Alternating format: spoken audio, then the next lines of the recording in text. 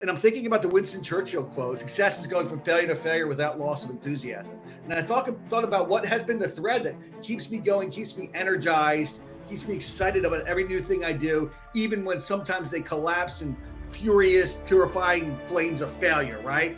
And it was that enthusiasm. The enthusiasm was, it was the endorphin of the spirit that helped me keep going through the pain. There's an F word called failure. And this book, Failure Rules, and its author, Andrew Thorpe King, is the man. He's an executive fintech banker, a spy novelist, a speaker, a punk rocker, a former bodybuilder, cigar lover, serial entrepreneur. I heard he kind of likes some whiskey and bourbons, but I don't know if that's true. We have to talk through that because I love that. Founded 2 independent labels, but most of all, he's a serial failure. And he has written about overcoming failure, understanding failure, really embracing it and becoming the jack in the box where you could get punched in the face, but you're going to pop right back up. And Andrew, I am super excited to have you here today. Thank you so much for joining me. Thanks for having me, man. Great to be here, Scott. Excited to talk.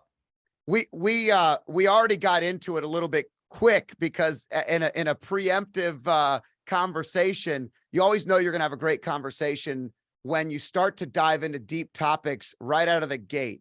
And we were talking briefly about the high performance life and love, impact, faith, and energy, and really comparing and talking through your book, which is a banger of a book. I mean, it's absolutely awesome. The 5 Rules of Failure for Entrepreneurs, Creatives, and Authentics, Failure Rules, and how similar so many of the topics and thought processes that you went through here were to the very things that our listeners and myself believe. I'd love to give everybody a little background into your story, and I'm going to just fast forward so you don't have to like do all of it right away. But at the end of the day, you have been through a ton of iterations of cool stuff. You were a punk rocker, lead singer in a band. You dabbled in bodybuilding. And if you actually see the video online, dabbling means you had an unbelievable physique and you crushed it. I believe you said you only finished 6th out of 12th, but you did get on Muscle Magazine. So that's kind of cool. That's right. And so you've had kind of an experience. Walk me through just the Cliff Notes version to kind of building the brand and the book in and around Failure Rules, because it's really good for our listeners to understand the story behind the human, which is really what we try to explore here on the show. Yeah. So try to do it as brief as I can. Brevity is not my specialty. Well, I'll interrupt a bunch of times too. So let's have fun with it. Who cares? And long form podcasts are fitting for me. So in my 20s and my 30s, I was essentially on this journey to find a way to marry money and meaning, right? I knew you needed both. Meaning without money is problematic. Money without meaning is empty, right? So I knew I had to find a way to marry the two. I knew that task would be very, very difficult. So throughout my 20s and 30s, I tried a variety of things. I always had what I call a portfolio pursuits mindset. So I always had 2 or 3 things going on and a few things on the back burner, many of them disparate. I mean, like you mentioned in my bio, it's everything from writing a spy novel to starting hardcore punk rock record labels to working in banking and finance. All those things don't seem to go together. Right. I'm a man, a spiritual man, and yet I also smoke and drink and cover in tattoos. So there's a lot of things here that might not seem to make sense, but somehow they all do when you wrap them up all together. Right. So in my 20s and 30s, just going through a variety of different jobs and experiences and expanding my, my occupational palette. And I think it was towards the end of my 30s, I was looking back. I was on the precipice of 40. I was taking a beach walk and I was thinking about 2 twin failures that I was walking through at the time. One was I was on the precipice of a marital divorce that there was no getting the toothpaste back in the bottle. It wasn't going to happen. I was still married at the time. I was actually on vacation with my then ex-wife and my children. I was taking this long beach walk, but I knew that the marriage was unraveling. I also had just walked away from a business partnership. So gone through a business divorce with an online lending company that I was involved with. And that, prompted a reorganization of my financial life and my work life. And so there was this kind of failure space, this gap that I had to fill with new pursuits, which I was able to do kind of in parallel with many pursuits. And I'm thinking about the Winston Churchill quote: "Success is going from failure to failure without loss of enthusiasm." And I thought about what has been the thread that keeps me going, keeps me energized, keeps me excited about every new thing I do, even when sometimes they collapse in furious, purifying flames of failure, right? And it was that enthusiasm. Enthusiasm was, it was the endorphin of the spirit that helped me keep going through the pain, right? And so it was really that quote while listening to some of my favorite music, Motorhead, the Cro-Mags. John Joseph of the Cro-Mags wrote the PMA Effect, wrote the Forward to Failure Rules. And I just became convicted, almost like this divine kind of, instinct that I had to write a book on the value of failure. I had to excavate this stuff and layer in all the kind of virtual mentors and the inputs that helped buoy me through these hard times. And I wrote some loose notes. That was end of 2013. Took 7 years to finally get to the draft that I was comfortable submitting to the editing team. And here we are. So it's been a long journey. But that's essentially how Failure Rules came about. You seem to be somebody that really brings that enthusiasm, energy to the world. And I have a firm belief that we are the energy we put out into the world. And so if we put out enthusiasm and positive energy and good vibes, good stuff seems to come back to those people. And it's not really a hard recipe for success. It's that if you walk through life and your head's down and you don't know where you're going and you're just looking at your feet all the time, your shoulders aren't high, nobody knows you exist.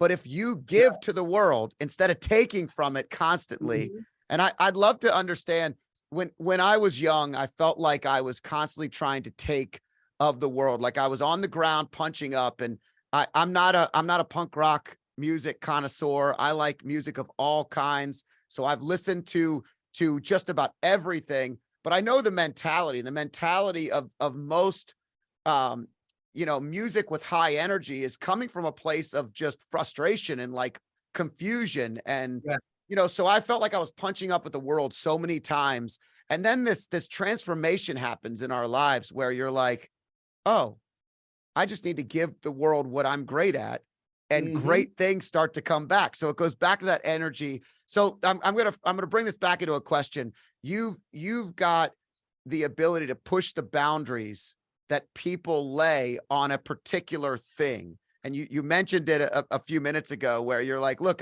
I got tattoos, I smoke cigars, I'm spiritual, like I have all these things, but you're boundaryless. You're really focused on what's best for you and finding this inner peace. If I'm hearing you correct, was there a transformative spot that really led you to this?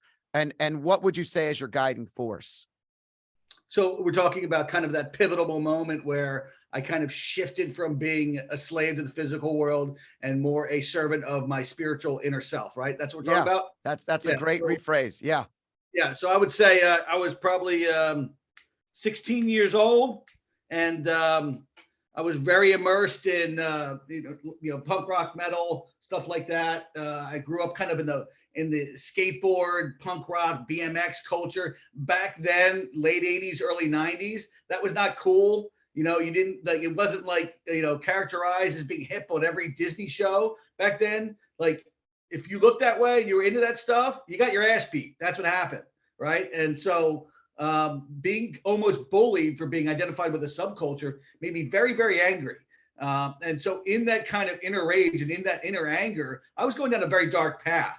And I was getting into lots of fights, even at one time almost throwing a guy through a Domino's window and Domino's pizza window. And there was just this growing, unhealthy hatred growing in my heart. And it was around the time that I got my first tattoo. And I was reading the book Pissing in the Gene Pool by Henry Rollins. And I was thinking about the depravity that was depicted in the book and the accuracy of the diagnosis of the dysfunction and sin in the world, right? And I thought there's got to be something more than this, even though this is very real. And it was in that moment that I kind of felt this prompting within me from something larger than myself, something divine, and I submitted myself to that. And for me, it's the framework of Christianity. while I still respect and draw from a lot of other faiths, whether it's my friends in the Hare Krishna movement, John Joseph or Raghunath Kapo, whether it's non-faith expressions like Stoicism, or ancient Judaism, the Maharal of Prague, Rabbi Daniel Lappa. I have lots of mentors in different faith spaces, but for me, it's the framework of Christianity, and it was on that day that I submitted to that, and I now really practice more contemplative Christianity. I don't go to church or anything like that. It really is more of kind of an inner journey. Nothing against anybody in any sort of organized space, but that's just not my thing. But it brought a peace to the chaos. Ultimately, it's almost like this. It's almost like this. And again, faith is one of my cornerstones. It's one of the 4 quadrants of which high performance life has to function in. For me, it's something bigger than yourself. What you just described is the recognition that something bigger than ourselves exists, right? And once you do that, your ego has to separate just a little bit. And the other thing that I love that you said that I'm going to use a word we talked about briefly in the pre-conversation is I feel like embracing imperfection is this relief and release of stress that people seem to hold on to. When you are growing up, you have this vision of who you want to be, what you want to be, how it's going to be, and none of it ever happens usually the way that you think it does. It blows up, right? And so I wasn't fully really able to explore and understand faith until I went on the journey of my own relationship with God, my own relationship with something bigger than myself. It wasn't my parents' version. It wasn't the Catholic school that I went to's version, which I admired and appreciated. And every time I found myself kind of drifting, I just told someone yesterday, I said, every time I was challenged, I actually found myself in a church. I don't care where I was. I don't care where it was. I would just go in, have some peace, sit down, think, refresh, reframe, rejuvenate, and separate. And I seem to be continuously guided. So I relate to that, but I really relate to the fact that it all lies in imperfection. Imperfection in ourselves, imperfection in what's supposed to be the right way to do things, and imperfection in your own faith, in your own journey. Like it's the whole purpose of a movement to understand something's bigger than you. So I know that's a long version, but I feel like it's so powerful. Tell me about your viewpoints on imperfection and anything that resonates from what I just said. Yeah. So that goes back to what I talked about, right? I mean, the reason the framework of Christianity works for me from an intellectual standpoint and from it clicks, it spiritually speaks to me. It's the fit for me from a faith perspective is because of the reconciliation between the perfection of the divine and the unchanging imperfection of a stained humanity. Like it's not going to change ever. I don't care how much utopian kind of inroads we make in the world or try to make. There's nothing wrong with improving society, improving yourself, and trying to be better. We ought to do that. That's the highest use of our talents. But you are never going to achieve the perfection. That gap needs to be filled by something. That something is provided within the framework of the Christian narrative for me. And I believe it. I don't know that it's true, but I believe it. And it gives me power and it gives me strength. And then furthermore, living a very unorthodox career path, an unorthodox life, being somewhat of an outlier and an outlaw in my life in many ways, the notion of appreciating the beauty of imperfection speaks to me deeply. So I talk very much in the book about wabi-sabi, which is a Japanese term, which is essentially the beauty of imperfection, said differently by rocker David Lee Roth of Van Halen. It's perfect because it's a little fucked up. And so like that ethos is very much part of how I view the world. Like when something is a little off, I don't really see it as necessarily a problem. I see it as part of the art and the beauty of life. Like a couple examples I give in the book is, like Louis C.K. when he was on a movie set, he wanted always something a little off, like a crooked piece of furniture or something a little off to reflect the wabi-sabi of life, the imperfection of life. In the movie Easy Money with Rodney Dangerfield, right? There's this subtle storyline about he just never fixes the walkway on his house, right? It's like that gnawing thing with a busy father. Well, he's not just a busy father, he's also wrapped up in everyday working class vice, and that's kind of the theme of the movie. But it's just this subtle theme of he never fixes the walkway. And it's like sometimes there's little notes of imperfection, and how we look at them in our lives. It's part of the journey, right? And I think those that are just too married to fixed notions of perfection, fixed notions of what the outcomes in their life are supposed to be, you miss out on the joy. You miss out on the richness of experiencing what's right in front of you, and seeing the unique beauty in how your life is unfolded. Yeah, I think people lose the ability to act or do. You know, they think that, you know, it's like, if I say this all the time, Nike's tagline is just do it. And if you're just doing it, you're going to fail a lot, right? And imperfection along that pathway kind of provides the ability for you to know you're just doing it.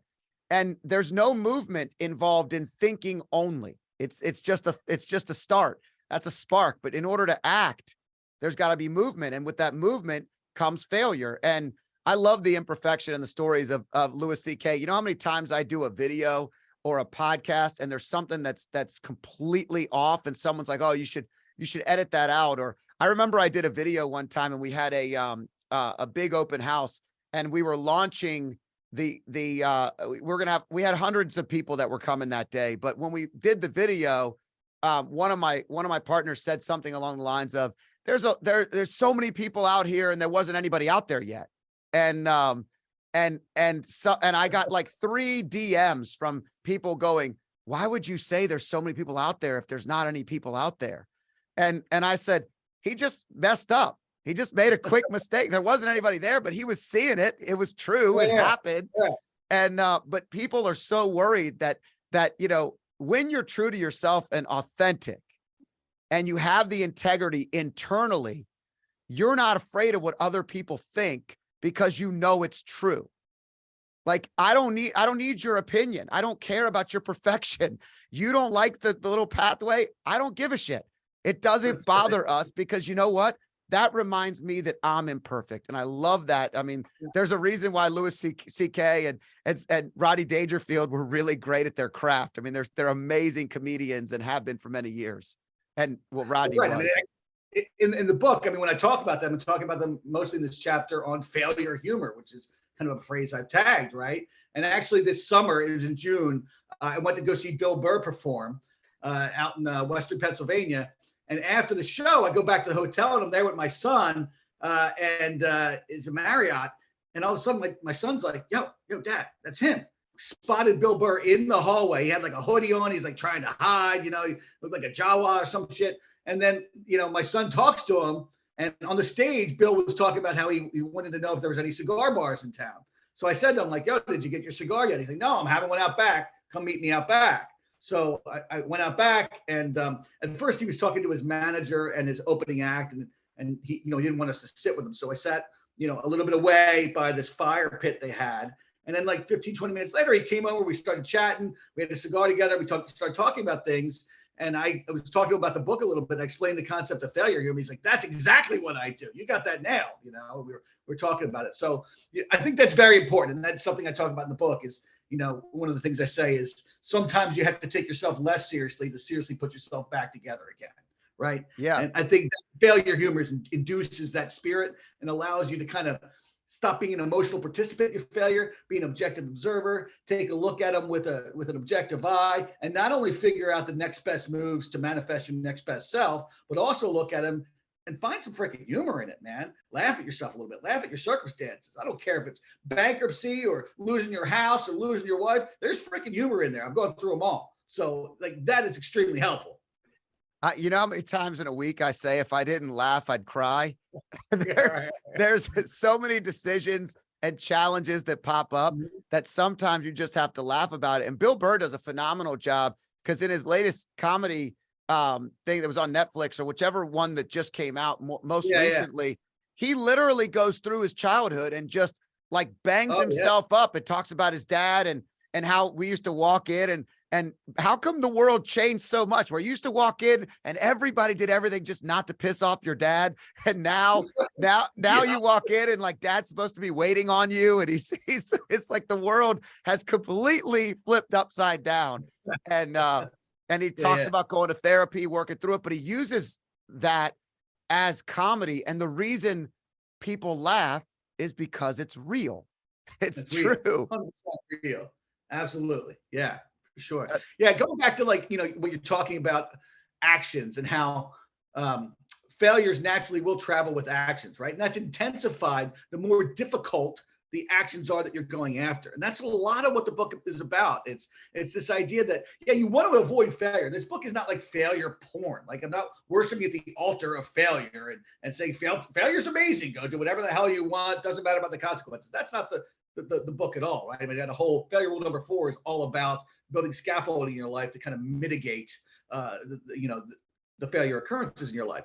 But the reality is, when you're doing something difficult, when you're going down an unorthodox path, where you're striving to live your most authentic life and align with your true calling journey in accordance with your internal spirit voice, when you're doing that, you're going to encounter more failure most likely. So you might as well premeditatively think about it and think about how you're going to metabolize it, how you're going to optimize it, and how you're going to really not just get up from it, but gain from it, gain from the harm. Like the author Nassim Taleb talks about in Anti-Fragile, where you actually gain exponentially from the harm of your failure events. That's great. I'm super intrigued by some of the titles that you have for the 5 failures. And I'm just curious, when you came up with these, what made you choose these 5? I mean, because there's so many things that come to mind, but the way you labeled them and laid them out, there was obviously a distinction that took a lot of time and energy for you to come up with. Can you walk me through that so we understand that? Yeah. So, essentially the first draft was me just kind of getting my stories out. Like, here's the things I've gone through. Here's what I think I've learned. As I developed the manuscript, I also then layered in, bolstered it with case studies of virtual mentors. Everybody from Rodney Dangerfield to bowler, professional bowler Tom Smallwood, to J.K. Rowling, to Lemmy Kilmister of Motorhead. I mean, just a wide cross section of people. And then as I looked at the manuscript, I thought, okay, well, these chapters all kind of have this similar theme. What is that theme?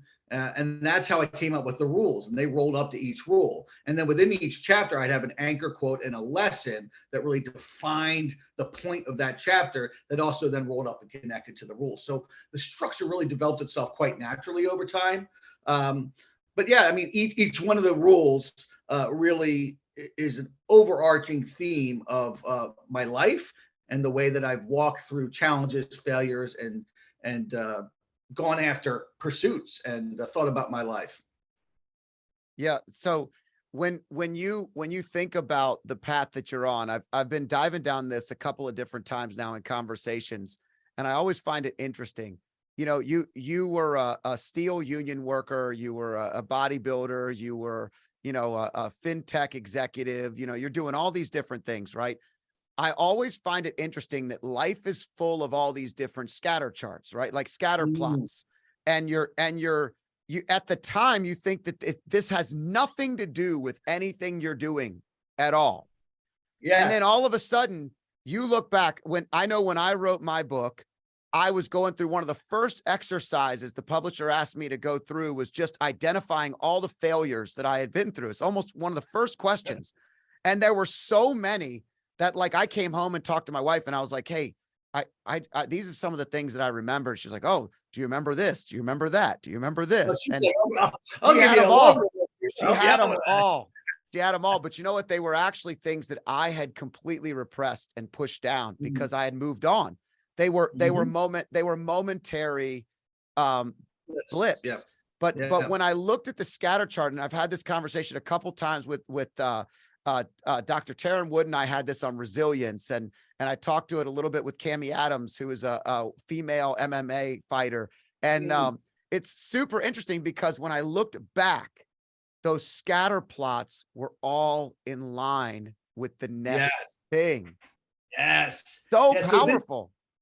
This really speaks to one of the core concepts in the book. So I have a definition of terms in the book because there's a lot of terms I use that might not be familiar to readers that are actually originated or borrowed from, attributed to other people. But then there's some that I kind of came up with on my own, and I defined them first, right? So that lubricates the reading. And one of them is this idea of your calling journey, right? So your calling is not one specific occupation. It's the entire tapestry of your personal life and your work life over time, and how that kind of manifests and how that accumulates, like you're talking about with that scatter chart, and how meaning really reveals itself over time. The things you're experiencing now, you're not going to understand how it connects to your future self. But in the future, if you're wise, you will, right? And you'll optimize the value of that. And so the two words that I use the most to describe a calling journey are tumultuous and mysterious. They're the most accurate words to describe the calling journey. Because a true calling journey where you're abdicating safety in the name of calling, which is often a choice that you will have to make. You're going to have to deprioritize safety many times in order to chase your calling and to align with the calling journey. And so that is where the tumultuous comes in. That's failure rule number 2 is nothing is safe. If you're truly understanding that and you're reasonably stacking safety up against competing priorities, and safety will often fall down the line. It's not unimportant, but it's not going to be the first highest value all the time if you're aligning with your true calling journey. And so when you do that, your calling journey is tumultuous. And then it's also mysterious, because the calling journey is really realized when you have that surplus of solitude, when you have a spiritual connection to the divine, quite frankly, and you're hearing that internal spirit voice, and you're getting those, those kind of Morse code signals, from the divine, and those promptings. And so trying to interpret that, trying to understand what that means in terms of your next best step, even if you don't see the step after, know what that means. And it's the mystery of trying to align with your calling journey and embracing the tumult of it, and learning to use your failures as pivotal moments of building your character and launching you forward into the expansion of yourself. Yeah, it's interesting because you mentioned the divine, and I think one of the things that gives you the ability to sacrifice safety and to put it further down the line is when you actually put everything on your own shoulders, when you genuinely believe you are wholly and solely responsible for everything that happens. And I mean, like there's nothing else in the universe that has anything to do with your decision. So the decision you make for this job is going to be the only decision, and nothing else is going to matter, and nobody else is going to be involved. And the ego and the loss of ability to function, I feel at peace. I feel at peace that I could say, hey, I'm being guided by a bigger entity than me. I know that God has a bigger plan than me. And if I fail, I will be picked back up and I will win. And if I don't, I will learn from it, so much so that I can do it. But it almost gives you the ability, you mentioned at 16, you started to see this. I mean, most people don't see this until much later in life. And what a powerful resource to be able to tap into, to say, screw it, I'm good. If it fails, I'm good. That's right. Yeah, it makes me think of the song by one of my favorite bands, Rancid, "Fall Back Down." And the chorus is, "If I fall back down, you're going to pick me up, back up again." And for me, I sing that like as a prayer, like to the divine, right? Because I know it's true. That's what happens every time. And it aligns with like my non-attachment beliefs, right? So I talk about that a lot in the book. Don't tether yourself to notions of attachment. And it's this idea that don't over-identify with your pursuits, don't over-identify with your relations.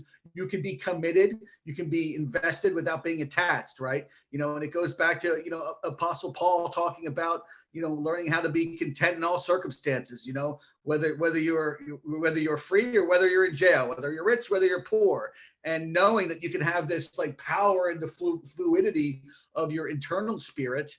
And not be tethered to external things. Doesn't mean you don't enjoy external things. I've lost it all, gained it back, lost it all, gained it back. And so that has really taught me to have my attachments internal and to learn how to just be flexible and fluid no matter what the circumstances are. It's necessary as an entrepreneur. It's necessary in a broken world. And to me, it's just all pegged to that faith in the mystery of my calling journey, that fidelity to taking the time out to hear those promptings and to make sure that I'm following them to the best of my, imperfect ability. I'm still wabi-sabi, You know, the amount of freedom that gives you to know, like you said, that it's not really all on your shoulders. I mean, it's a partnership. We got a participation. We got free will. You know, we got a brain. We got to metabolize that and, you know, try to make the best decisions we can with the information we have. But at the end of the day, a lot of our life still is going to be, if not ready, fire, aim. It's going to be ready, approximate your aim, fire, and then refine your aim in flight and do that in some sort of weird cosmic dance with the divine, you know, and that's just the way it's going to be, you know, and the freedom that that gives me, immense. I mean, I'm just not attached, you know, doesn't mean I'm not committed, just not attached. Yeah. And when you talk about unattachment, if you think about it, if you attach yourself to something or someone too much, and you put all your faith in that or them, we talked prior about money. You know, money is an empty journey. Chasing money is an empty journey. You know, Zig Ziglar said, if you ever try to chase money, you'll never catch it. But there's only three things you have to do if you want it to chase you. And it's number one is you have to help people. Number two is you have to turn a profit. So you can't be in business if you're not turning a profit. You can act like you're helping people, but if you don't turn a profit, you won't be doing it very long. And number three is you have to believe in something bigger than yourself. And for him, it was God. If you do those three things, you will be chased by financial security and stability. And the opposite is true when you talk about attachment. I was actually meeting with someone yesterday and they said, you know, I love my husband. I love him, but I'm gonna be honest with you. If I didn't have Jesus, we'd have been divorced a long time ago, because I have him. He's top on this plate on this earth, but I put this above him. And that always gives me some guidance to make sure I'm making the right decision. We were talking about their 26 years of marriage, and they've had extreme challenges, major challenges that, you know, most people would blow up under. And the point I'm getting at is, if we attach ourselves to money, if we attach ourselves to another human, we're constantly empty and disappointed. So by releasing that off the shoulders and saying, look, don't get me wrong, you stayed in the Marriott with Bill Burr. You like to stay in a nice hotel. So do I. I work hard so we could do those types of things. A high performance life in general is one where you're just putting out all that enthusiasm, all that energy, all that stuff we talked about earlier, knowing that you're going on the right path, but being okay with knowing you don't have it all figured out. The mysterious, as you mentioned a minute ago, which is so valuable, tumultuous, mysterious, great words. I love it. And it's super interesting. I'm also intrigued because you bring up songs a lot and words, and being a punk rock fan, and an English major, right? Yep. So you're a wordsmith. And I listened to one of your buddies who was in the band with you describe you as a wordsmith, and how you guys got together the first time and you just came in with a pen and paper and ripped off words to songs they had been working on forever. And it just flowed, right? Yeah. When you think about music, are you a words guy? Are you a rhythm and beats person? Like what stands out first and foremost to you? I'm just curious. 100%. It's the words and the imagery, right? You know, it's the imagination, it's the visualization of the words, it's the interpretation, it's the application of the words to whatever inflection point, you know, I'm stuck in my life. I just mentioned that Rancid song off the top of my head. I mean, I have a soundtrack companion to the book for a reason, right? There's all these songs that literally were the authentic songs that either helped me traverse through hard times and failures, or were songs that I was listening to when I wrote the book. Like, they have deep personal meaning to me. And in the back of the book, I think there's like, I don't know, there's like 30, 40 pages on explaining why these songs are even included in the soundtrack and what they mean to me, and how they carry me through certain hard times with specificity, you know? So music has always been a gift from God to buoy me, to animate me, to energize me, to help me work through difficulties. You know, it's like I listen to very loud, aggressive music. People sometimes say, how can you listen to that? How do you just listen to people yelling at you? I'm like, no one's yelling at me. They're yelling for me. They're yelling with me. They're yelling, you know, it's like a bugle blowing in my ear, man. Like that's the wind in my sails. It's not at me. It's with me. It's for me, right? I mean, I listened to Jocko Willink on an interview on a Modern Wisdom podcast with with what is it, Chris Williamson, I think is the host name. And Chris is like, well, tell me, Jocko, about the role of heavy music in your life, something like that. And he's talking about how he grew up listening to Agnostic Front and Cro-Mags and Bad Brains and Black Flag, same stuff I grew up on. It's like there's an energy in that music that if you integrate it and channel it, it becomes just a force multiplier of your efforts in the world. There's certainly a lot of nihilism in the punk rock scene too. There's a lot of negativity, but what people don't understand is there's so much strength and there's so much positivity. And there's so many songs that are really all about how to tactically overcome hard times, integrate them into your life, and become your best version. And to me, that's what hardcore punk rock is. That's cool. Yeah, it's really interesting to me. Just in I'm a words person as well. Like when I hear something, I can hear the words in anything and really take to it. When I was finalizing the book, there's a song by the Avett Brothers called No Hard Feelings, and it's how you kind of glide into the next life. And once you leave this world, and I wanted to have the whole song as the last quote in the book. And they're like, you can't actually have the entire words of the song, or you have to do this. And so I remember just going, well, it's interesting to me because I found music to be meditative. I didn't understand until I started meditating that music was actually, I was meditating for many, many years. When I listen to music, it's a moment of meditation for me because I don't hear anything else. I don't think of anything else. I being focused on the words and the rhythm of the song, I'm understanding that I'm in that present moment. And it's really, really powerful. And so for those of you that haven't meditated before, if you listen to music and you're fully present, you are meditating, you are in it, you are finding a way that works for you. And I think for the time I was a young child, that was something I did to get into a meditative state. You were an English major. What drew you into that? Did you start reading at a super early age? Were you extremely introspective and a voracious reader as a young child? I wasn't a voracious reader when I was young, but I was always gravitated towards words, probably from my love of music. I did read some, but I was always writing, even if I wasn't reading. So I was always getting stuff out of me, right? Like I had stuff in me and I had to get it out of me. And so words became that mechanism. And, even like in high school, I wrote published these little poetry books with journal entries and poetry, would pass it around. And they were a little wild, a little eccentric. And in college, I did the same thing and did some spoken word events. And it really wasn't until later life that I wrote, full length books, obviously, but it was just always part of my expression template.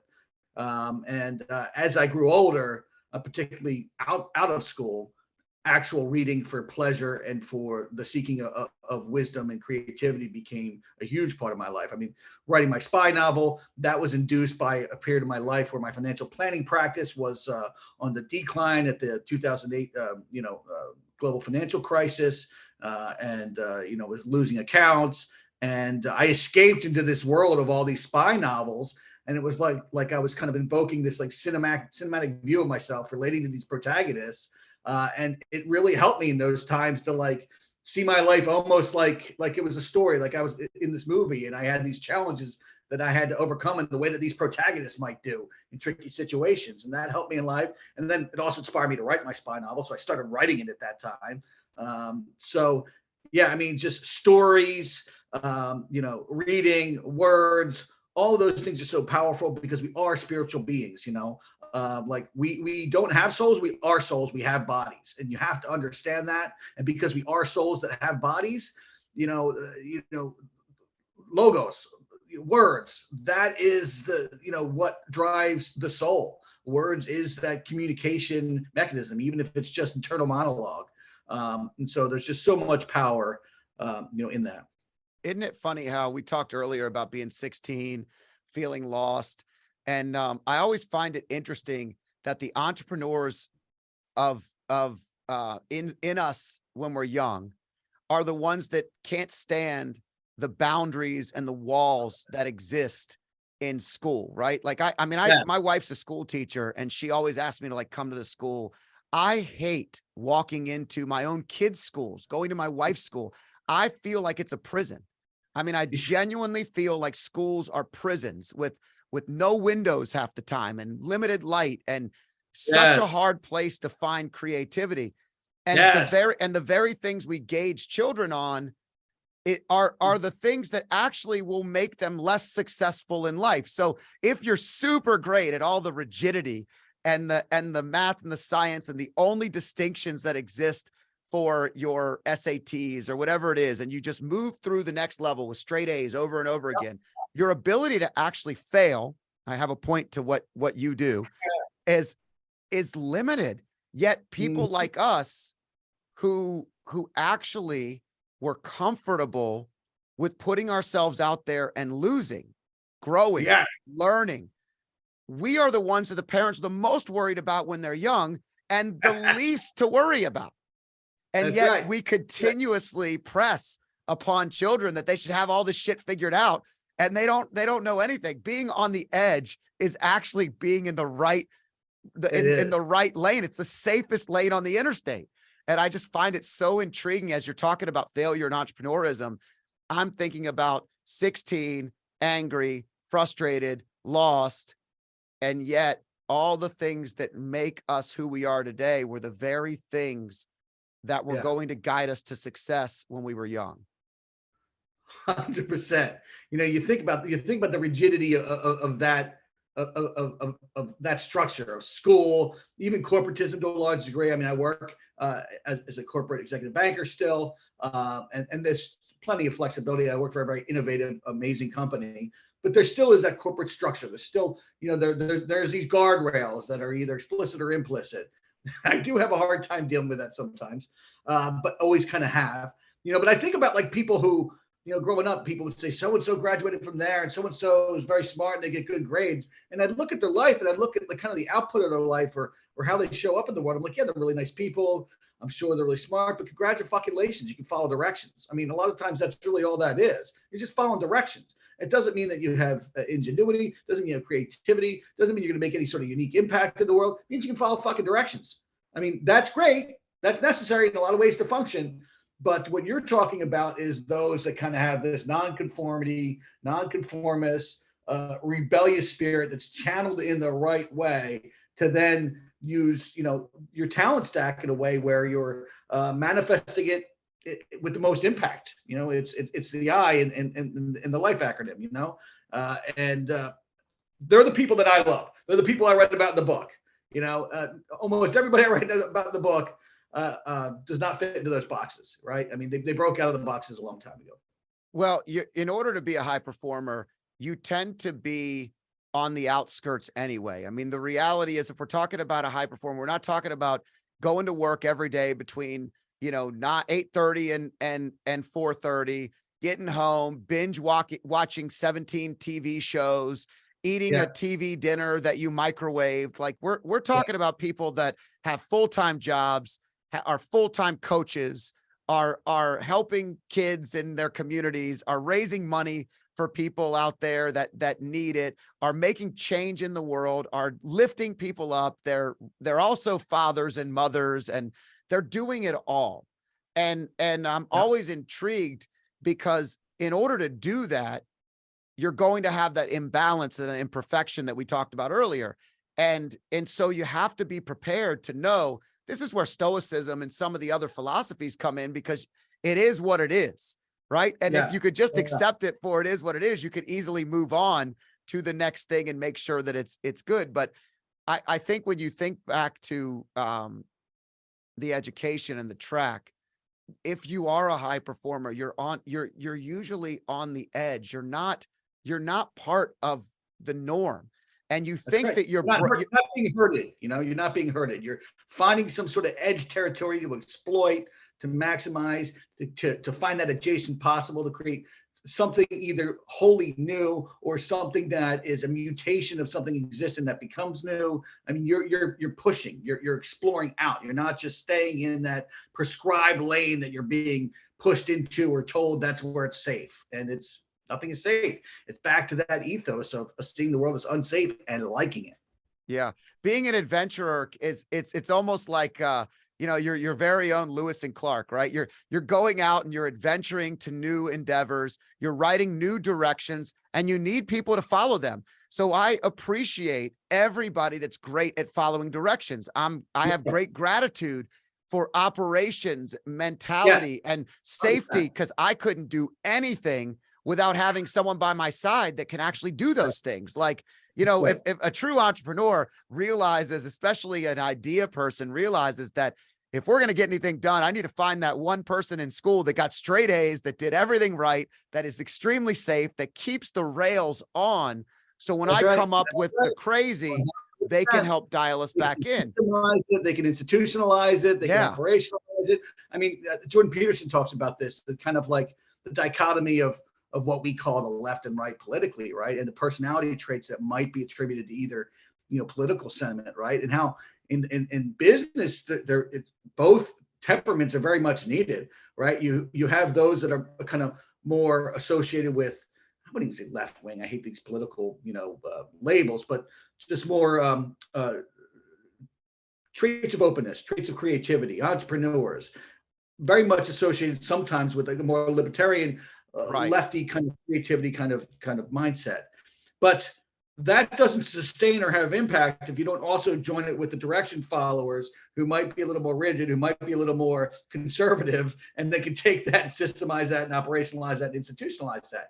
The company I work for kind of experienced this on a corporate level. I mean, it was pretty much built by an entrepreneur with that mindset who couldn't sustain procedurally what was necessary for regulatory efficacy. And it took somebody with a different mindset to come in later and to right the ship and keep that what was built actually going. Right. It's like one person builds a bus, the other person's got to drive it. I mean, it definitely takes different personality types and approaches to make ideas stick in the world. Yeah, the diversity of thought, and like you said, finding that unique thing, that unique ability that you are great at. If you're great at operations, finding someone who thinks big and working with them is Mhm. exponential to your career and your life.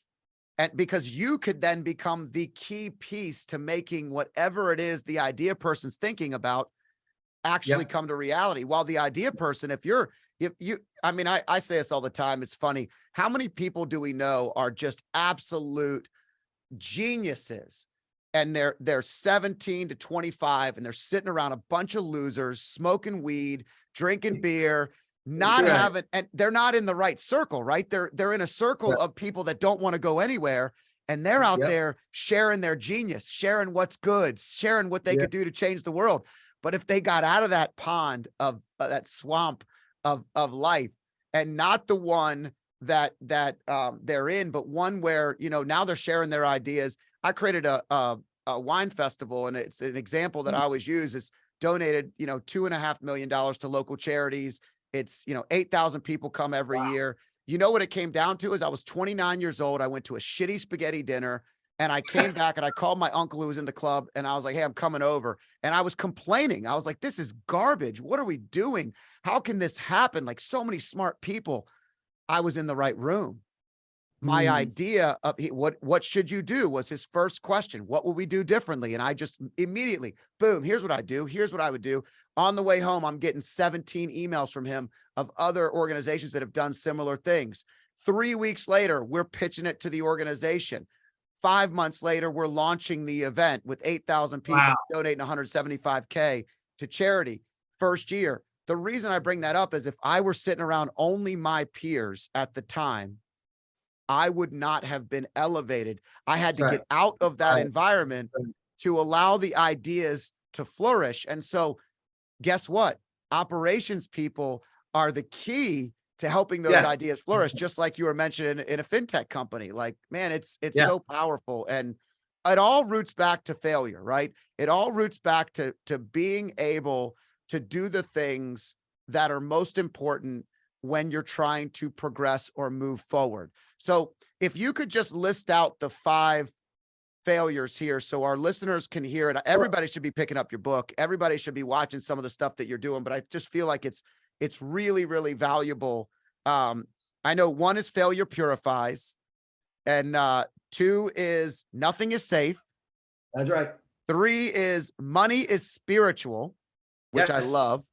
And give me 4, because 4 is unique. Four is a little strange. It's not very intuitive. It's build your thing one and thing two dependency, right? So it sounds like just some weird cat in the hat thing. It has nothing to do with the cat in the hat. Thing one is like an enabler pursuit. It's something in your life that might be a low meaning pursuit or just a set of scaffolding that allows you to go after your North Star dream pursuit, which is your thing two, a little more safely. It's like a mitigant. The classic example, the most basic example is banging down a 9 to 5 and side hustling your dream. But even more creatively, I go through examples in the book,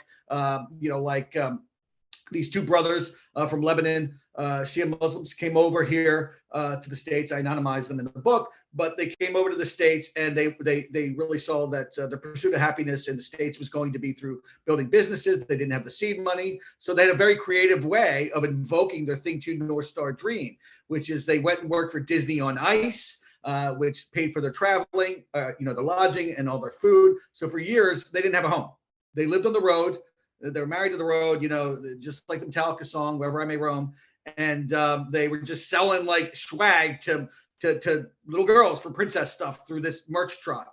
But they saved up all this cash because they had no expenses for 2 years. They sacrificed those 2 years in this creative way to then go birth a portfolio of retail operations that became the realization of their Thing to North Star dream. They ended up owning cigar lounges and gyms and nightclubs and gas stations, pretty much running stuff in this one town. And it was all because of that creative thing one and thing two dependency that they built. So failure rule number 4 explores the ways that you can get at your dream, because you can't always get at your dream straightforward.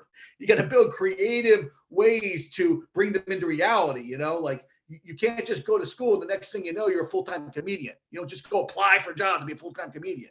You can't just go to school and then say, now I want to have a successful startup. It takes really creative thinking and building scaffolding in your life to be able to even have the opportunity to have any sort of meaningful traction in chasing your dream. That's great. And number 5 is a great one to dive into just a little bit right now, is you are not your failures. And I love that because it's so empowering and important to understand that just because you failed, it does not become your persona. It does not become what you are to the world unless you make it, right? So walk me through number 5 just a little bit, because I think it's really valuable to all the listeners. Yeah, I mean, I think it's the most powerful thing that I learned through the things I've walked through. And I'm very vulnerable in the book about things that I've gone through, the failures that I've gone through. Bankruptcy, divorce, losing a home, being investigated by the feds, being on food stamps, all kinds of very, very difficult, challenging situations, right? But I am not my failures. It was like learning that, decoupling my identity from my failure events, seeing myself as bigger, seeing myself as an instrument of the divine, seeing myself as a creative being, and knowing that there is a purpose on this calling journey and that these events are meant to do something for me, right? And I learned that. And that really all comes from this knowledge that you are not your failures. It does not mean that sometimes your failures won't have messiness and consequences that you have to deal with. You're going to feel sometimes shame, sometimes even healthy shame. You're going to feel bad, but ultimately you have to know your own value is so much greater than the negative perceptions of something you're walking through. You have to detach from the optics of your failure. And again, step outside of them. Stop being an emotional participant. That's difficult, but you got to do it. Try to be an objective observer and figure out how these things can be a blessing and a gift for you, not just something that has happened to you. Yeah. For me, not to me is such a great transformative moment. You could find yourself, just as an everyday father, I find myself going, oh my gosh, I have to take the kids here, or I have to do this. And I catch myself doing this and I'll be like, nope, I have to remind myself on a regular basis that you get to, that it's a blessing. It's an opportunity. It's a reframing, and I believe that when you have the ability and choice to reframe a lot of words, right? Before I talked about this, lots of words before the logos. It's where the power is. That's it. Yeah, no, it's good. It's good. I mean, if you think about it, when my kids were super little, they would say that they were nervous for a game or something. And I would say, you're not nervous. And they're like, what do you mean, Dad? And I said, you're not nervous. You're excited. When you get on the field, I want you to ask, and I've said this multiple times, but I would just ask them the question. I'm like, when you get on the field, are you nervous when you're playing? No. I said, Yep. so you're only nervous before? And they said, yeah. And I said, you're not, you're excited. You can't wait to get out there because Right. play is the word you're actually talking about. Play Yeah. is the change. And I need you to change the word in your brain to excited. So when you get out Yeah. there and you feel the butterflies, those are good butterflies. Now they don't Yeah. understand it, but they're the kind of butterflies Yeah. you feel right before you kiss someone for the first time, That's right. or, The positive anxiety. the Yeah. good Yeah. stuff, Yeah. the good anxiety, Positive not the anxiety. bad anxiety, right? Right. Anxiety can be a driver when it's positive. It can be a driver towards amazing new experiences. And not listening to that, you avoid those experiences. Just like not listening to, your internal spirit voice as it's guiding you towards your true calling journey. If you don't listen to that, I really believe you become sick, emotionally, spiritually, psychologically, even sometimes physically. If you don't chase after those things that might be unsafe. Yeah. Right on the other side of that anxiety, a lot of times is success. Right on the other side of that fear of failure is actually what's going to push you over and catapult you to exponential results. 100. And if you don't test it, if you don't try it, our brains are so much worse at what they think it's going to be like than what the actual result is going to be like. And we know this, and it doesn't mean that we do it. I mean, we know what we should eat, right? You've been a bodybuilder. You know, like there's a diet that works if you want it to be perfect. You know how to sculpt, how to take, but just knowing it doesn't mean I'm going to do it. I mean, I had to eat the tiramisu the other night at the Italian restaurant. I knew I shouldn't, but I did it, damn it, because it was good. That's right. That's right. I have to That's have a right. vice. So it was the vice for the night. But it's again, it's just the sacrifice to imperfection that I think is crucial. Listen, tell everybody a little bit about how they can get a hold of you, because you have a record label or two. You have this great book. You have some really good stuff out there that you're doing. And I actually am really excited. What I also love about what you're doing is what everybody should do. And that is, at any point in your life, your career, anything you're doing, you should always be thinking into the future. You should always be building. When you're building, your brain is lighting up. It's excited. Yeah. So tell everybody how to get a hold of you, what the best ways, how we could get this awesome book that I've got in my hand right here. Yeah. So Failure Rules, the 5 rules of failure for entrepreneurs, creatives, and authentics. You can find it anywhere books are consumed online. Go to andrewthorpeking.com. No E on the end of Thorpe. There you'll find a Failure Rules mini course, a free mini course you can sign up on for. It also gets you on the email list to get Failure Wisdom delivered to your inbox. You can get links to the soundtrack playlist on Spotify and Apple Music with some killer tunes. You can see my merch section for Soul on Fire Supply Company, which is a company I started to echo the ethos of the book and the slogans of the book. Kick-ass merch there. And lots of other good stuff. You can get my YouTube channel at Andrew Thorpe King, and Instagram's where I'm most active. So at Andrew Thorpe King on Instagram, go follow me on Instagram. Buy the book. It's an audio book too. It's awesome. Read by Jay Asang, one of the actors from the Showtime TV show Twin Peaks. Did a killer job with a killer, like intense cadence. Really gives justice to the words. Andrew Thorpe King, thank you so much for being a part of this today. We covered so much depth and such a unique podcast for our listeners. I'm really excited that we're going to share this out there. Thanks for being here. Thanks for being a part of it with us today. My man, you're awesome. Thank you so much for having me. Such a great conversation, buddy. Love it. Thank you. I hope you enjoyed this podcast. If you liked it, there's more where this one came from. Click here and enjoy some more.